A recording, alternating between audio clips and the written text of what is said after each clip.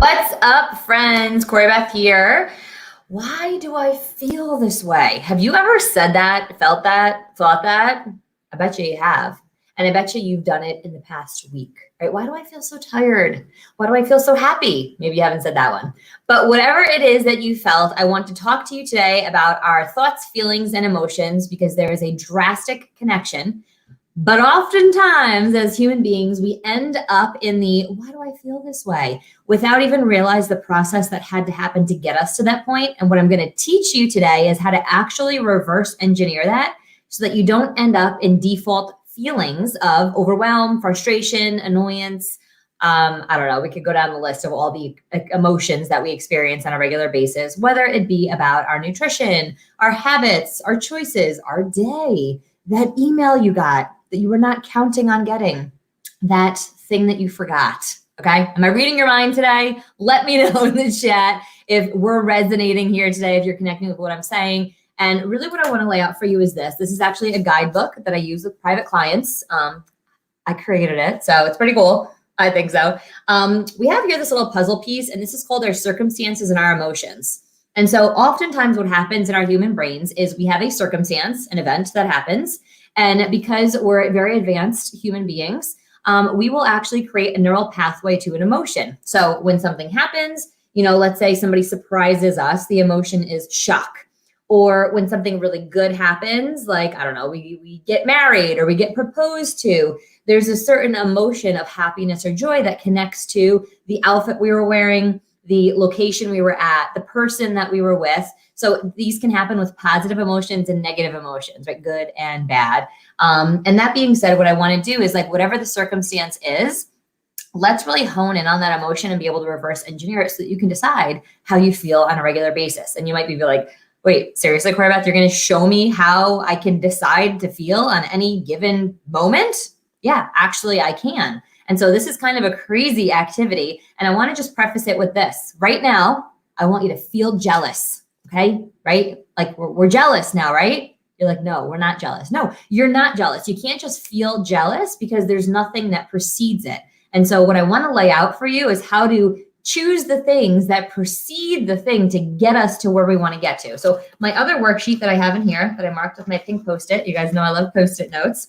That's actually what I asked my family for Christmas, by the way. I got like 30 Post-it notes. I'm very low maintenance. All right. So when it comes to our feelings, what we want to do is be able to reverse engineer the feeling we want to achieve. And so you may be thinking like, oh, like overwhelmed. No, let's go with the positive emotions. So things like abundant, accomplished. How about healthy? Let's go with that one today because I think all of you like to feel healthy or would desire to feel healthy. And when we look at this, let's decide we're starting now. We're going to start here. Okay. We're going to start with our thoughts. Okay. So our thoughts about something lead to a feeling about something, leads to the emotion that we feel. Oftentimes we end up in the emotion and we're like, how did I get here? Well, you got here based on the feelings you had. And actually that was even preceded by the thoughts you had about that thing. So if I said to you right now, and I mean, this is like a terrible example, but let's go with it. Let's say that you have your significant other all of a sudden starts chatting up with another woman, right? Or man, okay, depending on who you are here in the group. And they're talking to someone else and you're like, and you're watching them talk to the other person and you're watching them, lean into the conversation and you're starting to feel a certain way. And you're like, whoa, what is going on over there? If we can envision that, our thoughts, we can have a feeling about that.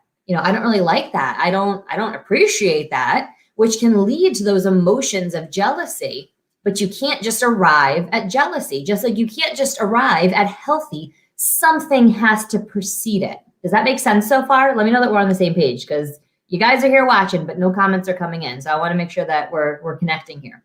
So let's go with healthy for a moment.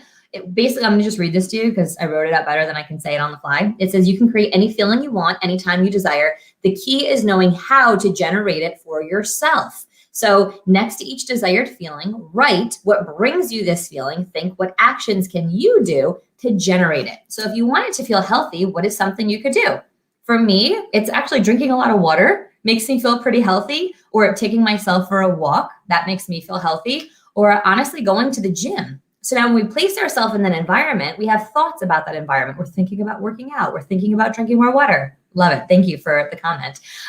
We're thinking about what the outside environment looks like. And those thoughts lead to feelings like, oh, this feels kind of good. This feels kind of healthy. I feel happy here, which leads to an emotion of feeling healthy. We're like, oh, I am pretty healthy, right? I feel pretty healthy in my body. Whereas if we're sitting on the sofa watching Netflix, eating Haagen-Dazs ice cream, we're not probably going to just feel healthy. If I said to you there in that situation, feel healthy, that's going to be really hard for us to achieve that because you haven't done anything to precede it. So we really have to think about this, thoughts to feelings to emotions, and enables us to reverse engineer it. Okay, what thoughts do I need to be having? But more importantly, what environment can I place myself in so that I have thoughts about that place or that environment? So for me, I'm going to tell you, I did this activity a few years back. I want to say like 3 years ago. And I was like, gosh, this is so good. The one that really came for me was recharged. Because if you're like me, you're the type of person that's like, go, go, go, go, go, go, go, burnout.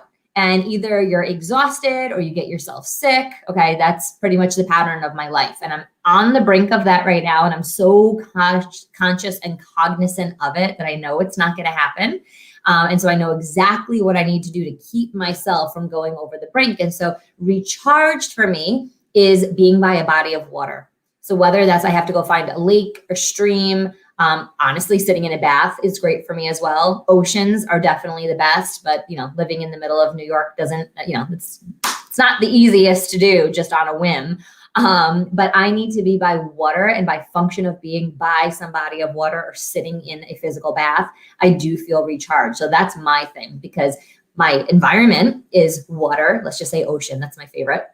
My thoughts are like, wow, look at the waves, and I smell the salty air, and my feet are in the sand, and it just feels so refreshing. It literally recharges me, whether it's a sunrise or a sunset or the middle of the day, it doesn't matter. So my feelings about that are like, oh, it feels so good for my soul. My emotion becomes one of feeling recharged and rejuvenated. And so I'm looking for that body of water today. I don't know where it's going to be. I think it's probably going to be in my drink cup, actually.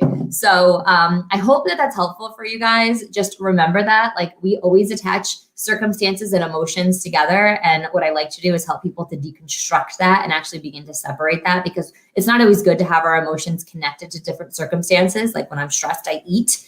And so knowing this, that thoughts lead to feelings, lead to emotions, helps us to reverse engineer the thoughts we're having. And it really is, that's awesome. I love that. It really is all about the environment we put ourselves in to generate the thoughts we need that lead to our feelings and that end at emotions. And we can choose any emotion that we want to have at any point in time in our day just by reverse engineering it. Okay, hope that that's helpful. Let me know in the comments what your emotion is that you chose. I'm going to leave you with a bunch. You could type it for me. Is it abundant, accomplished, attractive, or sexy? That's a good one. Connected to others, connected to God/source. So like whatever that is that spiritually makes you feel like connected. I like to put my feet in the grass. That's one of my favorite things. Excited, fulfilled, fun, or funny. Grateful, healthy, joyful, loved. That's great. Recharged. That's what I'm going after today. Strong, vulnerable, and worthy/valued. Okay, those are all really great emotions and feelings. And if you had a pen and wrote some of those down fast, good for you. If not, you can go back and watch the replay and rewind it and jot some of those things down. Know what makes you tick, know what makes you feel good, know what brings you joy inside of yourself, and do more of those things. They don't have to be fancy, right? Taking your shoes and socks off and putting your feet in the grass, that will literally make me feel connected and just grounded again. So that I could do that right now, actually. I'm going to go do that right now. All right, you guys, have an awesome day. We'll see you tomorrow back here, 1:30 p.m. Eastern. Have a powerful day.